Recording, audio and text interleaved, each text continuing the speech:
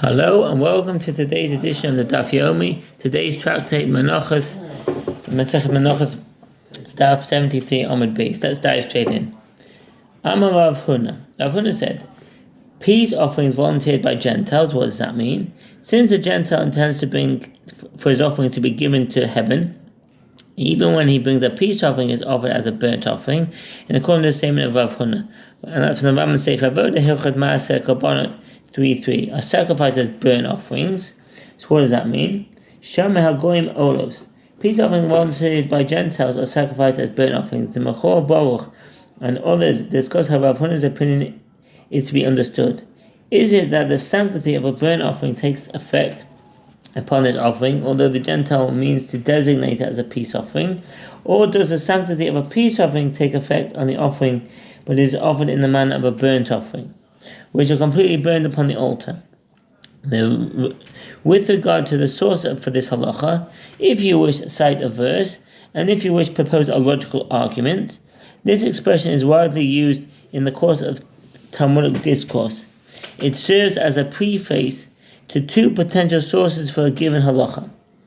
One, a logical argument, and the other, a verse. This introductory phrase, if you wish, is standard, although the order of the terms logical argument and the verse is interchangeable. Some ask, why is it necessary to cite a verse at all when a logical argument is preferable? Bava Kama 46b. One answer is that on occasion the logical argument is not completely definitive.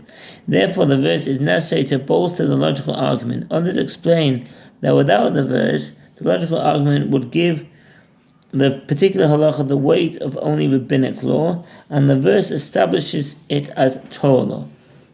If you wish to propose a logical argument concerning a Gentile who volunteers an offering, the intent of his heart is that the offering should be entirely sacred to heaven. What does that mean? Liber shelamim. Rashi comments that this is the mindset of a Gentile who volunteers an offering. He wants all of it to be burned on the altar.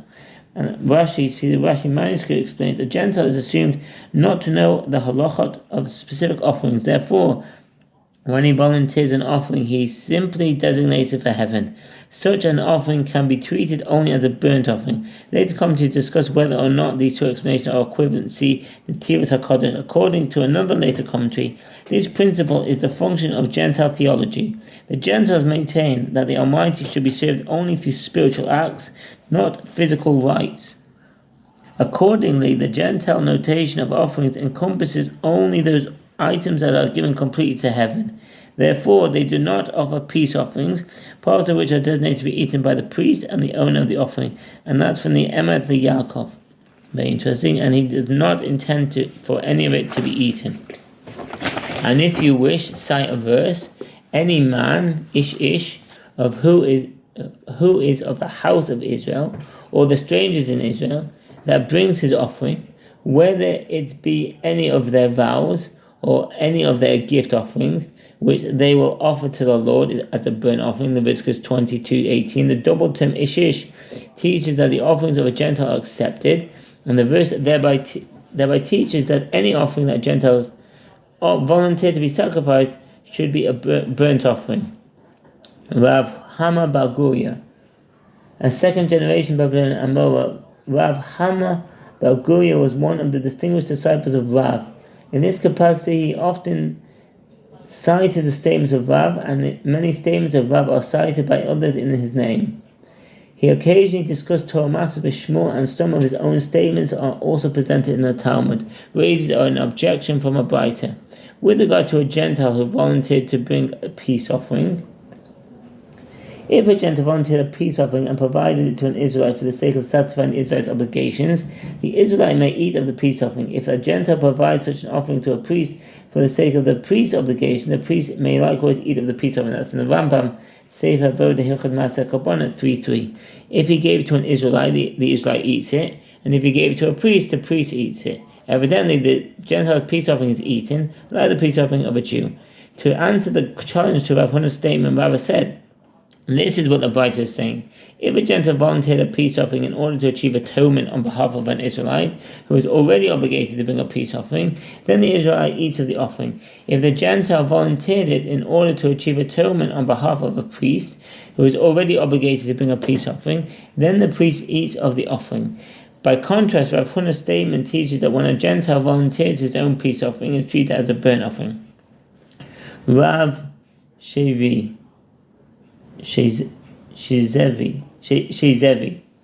who's that? There's a footnote here. A fourth generation Babylonian Amor, Rav Shezevi was a distinguished disciple of Rav Chisda. Therefore, he reported many statements of Rav Chisda's name, and he discussed many matters in his presence. He also presented statements of Rav Nachman, Rabbi Yochanan, and Rabbi Elazar ben Azariah. He was also known to discuss matters of halacha with preeminent sages of his generation, Abai and Rava, who referred to him as a great man. One second, where was it? What's the place? Rav Shezevi raised an objection from the Mishnah. These are the meal offerings from which a handful is removed and the remainder is eaten by the priest. The meal offering of Gentiles. If the priest may eat the remainder of the meal offering of Gentiles, it is logical that the peace offering of Gentiles should also be given to the priest to eat, as the right of the priest to eat from meal offerings and peace offerings is identical. To resolve this objection, Rabbi Yochanan said, "This is not difficult. This statement in the Mishnah that priests eat the meal offerings of Gentiles is the opinion of Rabbi Yossi HaGalili, and that ruling of Rav Huna and that the peace offerings of Gentiles are not eaten is the opinion of Rabbi Akiva, as it is taught in a Braita. The verse cited previously states, any man, Ishish, who is of the house of Israel, or of the strangers in Israel, that brings his offering, whether it be any of their vows or any of their gift offerings, which they will offer to the Lord as a burnt offering." The verse is now analysed. The verse could have stated a man ish. Why does the verse state the double expression ish ish? This serves to include the Gentiles, demonstrating that they can vow to bring vow offerings and gift offerings like a Jew can. What's the footnote? Only burnt offerings of domesticated animals or of birds are accepted from Gentiles. Peace offerings, meal offerings, sin offerings, and guilt offerings are not accepted from Gentiles. Even with regard to burnt offerings, only those that are volunteered are accepted, but obligatory burnt offerings, such as the burnt offering brought by a woman after childbirth, are not. This is in accordance with the statement of Rabbi Akiva, as cited in the Braita. 3:2. When the verse states, "which they offer to the Lord as a burnt offering," I have derived only that a Gentile can vow to bring a burnt offering. From where is it derived that a Gentile can vow to bring a peace offering? The verse states their vows. From where is it derived that he can bring a thanks offering? The verse states the seemingly superfluous clause, their gift offerings. The Braita continues, from where is it derived that the verse means to include that a Gentile can bring birds as burnt offerings, and wine libations, and frankincense, and the wood for the arrangement upon the altar? The verse states not only their vows, but also the more comprehensive term, any of their vows. And the verse states not only their gift offerings, but also the more comprehensive term, any of their gift offerings. The Braita asks, if so, what's the meaning when the verse states they will offer to the Lord as a burnt offering? The Braita answers, this teaches that a Gentile can bring a standard burnt offering to the exclusion of a burnt offering of Nazirite. Since a Gentile is unable to assume the status of a Nazirite, he is also unable to bring the offerings of a Nazirite. This is a statement of Rabbi Yossi HaGalili. Rabbi Akiva says, when the verse states, "which they will offer to the Lord as a burnt offering," it indicates that nothing other than a burnt offering alone may be brought by a Gentile. With regard to the analysis of Rabbi Yossi HaGalili, the Gemara asks, and this exclusion of a burnt offering of Nazirite, is it derived from here that the verse is cited? Is it not derived from there? Speak to the children of Israel and say to them, when a man shall clearly utter a vow, the vow of a Nazirite, Numbers 6:2, this is interpreted to mean that the children of Israel can vow to become Nazirites, but the Gentiles cannot vow to become Nazirites. There is no Nazirite for Gentiles, as the verse states in the passage concerning Nazirite, speak to the children of Israel. This is in accordance with the Braita cited in Tractate Nazir 61a and the Gemara here. Rambam Sefer Aflah Hilchot Nazirut 2:16. Therefore, the exclusion of Gentiles from bringing the burnt offering of a Nazirite is not learned from the term a burnt offering. The Gemara answers, if the exclusion was derived from there, i.e. the verse in Leviticus which is referring to offerings, I would say The Gemara explains why the derivation from the verse in Leviticus is not sufficient to teach that a Gentile both cannot become a Nazirite and cannot bring the offering of a Nazirite. It is not clear why the verses in Numbers is not sufficient to teach both of these halachot, as once a Gentile is excluded by that verse from assuming the status of a Nazirite, it follows without an additional derivation that he cannot bring the offerings of a Nazirite. It can be explained that if the verse in Leviticus were not written, exclusion derived from the verse in Numbers would be interpreted in a limited fashion, excluding a Gentile only from the offerings of a Nazirite, but not from assuming the status of a Nazirite. Additionally, it would be possible to say that although a Gentile cannot assume the status of a Nazirite, he'd be able to volunteer the offering of a Nazirite even without assuming that status. Therefore, the verse in Leviticus is also needed, and that's in the current olah. It is the offering of Nazirites that the Gentiles cannot bring, but Naziriteship takes effect upon them if they vow to become a Nazirite. Therefore, the exclusion of Naziriteship by the verse in Numbers teaches us that a Gentile cannot become a Nazirite at all. The Gemara discusses a related matter. In accordance with whose opinion is that which we learn in a Mishnah in Shekalim 7:6, Rabbi Shimon said, the court instituted 7 ordinances with regard to the financial aspects of offerings and consecrations. And this ordinance, namely that the cost of the libation accompanying the sacrifice of a found sacrificial animal is borne by the public, is one of them. These are the other ordinances. If a Gentile sent his burnt offering from a country overseas, if a Gentile sent his burnt offering from abroad and did not provide the funds to purchase for the purchase of libations, the libation are purchased in the collection of the temple treasury, and that's the Ram Sefer Zemanim, Hilchot Shekalim 4:3. And he sent with it money for the purchase of the libations that must accompany it. The libation are offered at his expense.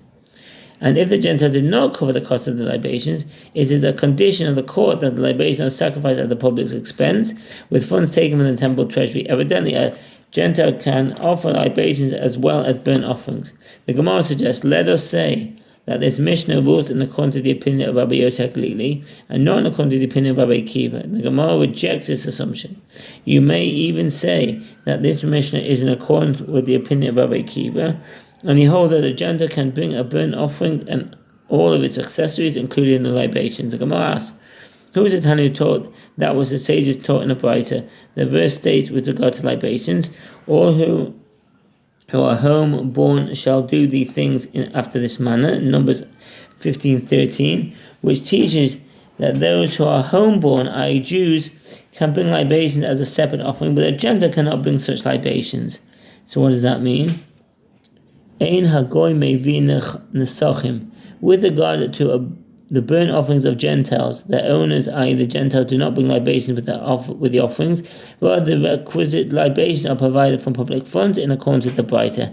Rambam Sefer Voda Hilchot Ma'aser Korbanot 3:5 and see Mahari Korches, get the Mishnah and the Nechem Mishnah there. One might have thought that a Gentile's burnt offering should not require the standard accompanying libations. Therefore, the verse states, so shall it be done for one born in Numbers 15:11. The commentators discuss how this derivation is to be understood. Some explain that a Gentile does not bring a libation without an offering, but he may bring them when they accompany a burnt offering. It says Rashi. Others explain that a Gentile does not bring libation at all. Therefore, when the Braita asserts that a Gentile's burnt offering requires libations, it means that those libations are purchased with public funds. And that's Menachot Daf Rashi on Teruma 3a, which indicates that every offering requires libations. Whose opinion is this? Is it not that of Rabbi Yotek Lili and not that of Rabbi Kiva? The Gemara explains the question. If it's according to the opinion of Rabbi Yotek Lili, doesn't he say that a Gentile may even bring wine by itself and not as a libation? If it's according to the opinion of Rabbi Kiva, doesn't he say that with regard to a burnt offering, yes, a Gentile may bring it, but with regard to something else other than the offering itself, no, a Gentile may not bring it? The Gemara answers, if you would say it is in accordance with the opinion of Rabbi Yotek Lili, and if you say it is in accordance with the opinion of Rabbi Kiva, if you would say it is according to the opinion of Rabbi Yotek Lili and omit from that Braita that the Tana allows Gentiles to bring wine, and you hold that Gentiles cannot bring wine by itself, if you wish to say that it's according to the opinion of Rabbi Kiva, and interpret his opinion to be that a Gentile may bring a burnt offering and all its accessories. The Mishnah teaches, Rabbi Shimon says, with regard to the meal offering of a sinner brought by one of the priests, a handful is removed and the entire offering is sacrificed upon the altar. The Gemara asks, from where is this matter derived? The Gemara answers, it's derived as the sages taught in a Braita. The verse states with regard to a meal offering of a sinner, and he shall bring it to the priest, and the priest shall take his handful of it as the memorial of it and burn it on the altar. It is a sin offering, and the priest may make atonement for him for his sin. He has sinned in any of these matters, and he shall be forgiven, and the remainder shall be the priest as the meal offering. Leviticus 5:12-13. Since the phrase "and the remainder shall be the priest" as a meal offering, it's seemingly unnecessary, as these verses are discussing a meal offering. It therefore teaches that its sacrificial rite would be valid even when performed by a priest who has brought the offering for his own sin. The Braita discusses the matter.